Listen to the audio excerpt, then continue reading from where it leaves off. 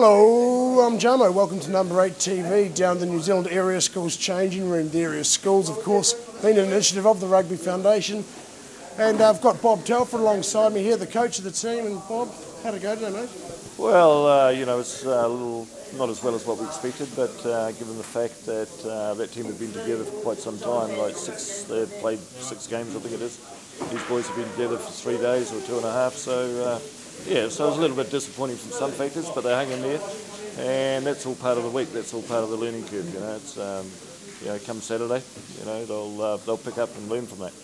After 3 days in camp, have the guys showed the sort of values that we look for in grassroots rugby, the commitment, the loyalty, the mateship, the authenticity of the game?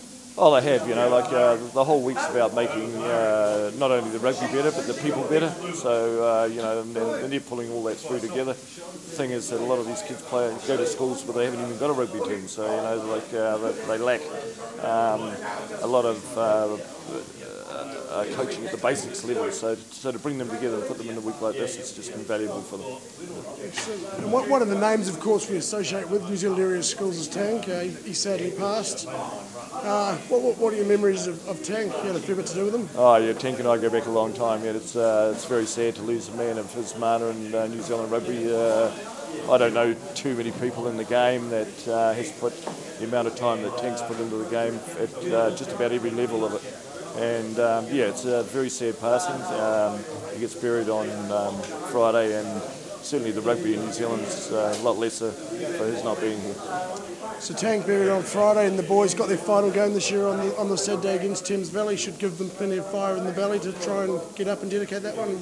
Well, usually the improvement from the Wednesday to Saturday is huge. You sit down and debrief with them on a Thursday morning, and make them aware of what their responsibilities are in terms of preparation and also how they approach the game. So, usually, an experience I've had with them over the last 8 years, they go to that game and quite often they win it and win it well.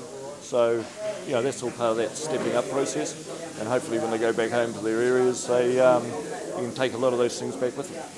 How important is the support from the Rugby Foundation and the New Zealand Area Schools program? Oh, it's huge. Without the Foundation's assistance and financing of the program, it wouldn't exist. So a lot of these kids wouldn't have the opportunity to progress in any way, using it as a stepping stone to go into further rugby. They wouldn't get recognised at all, and New Zealand rugby would be disadvantaged because of it. It's an amazing thing. So all the Foundation's done is given every kid in New Zealand at secondary schools the opportunity to play the game at a higher level, and that's to be commended, and a very worthwhile thing for it to carry on. Well, there you have it. There's a bit of an idea of what the New Zealand Rugby Foundation does for New Zealand rugby.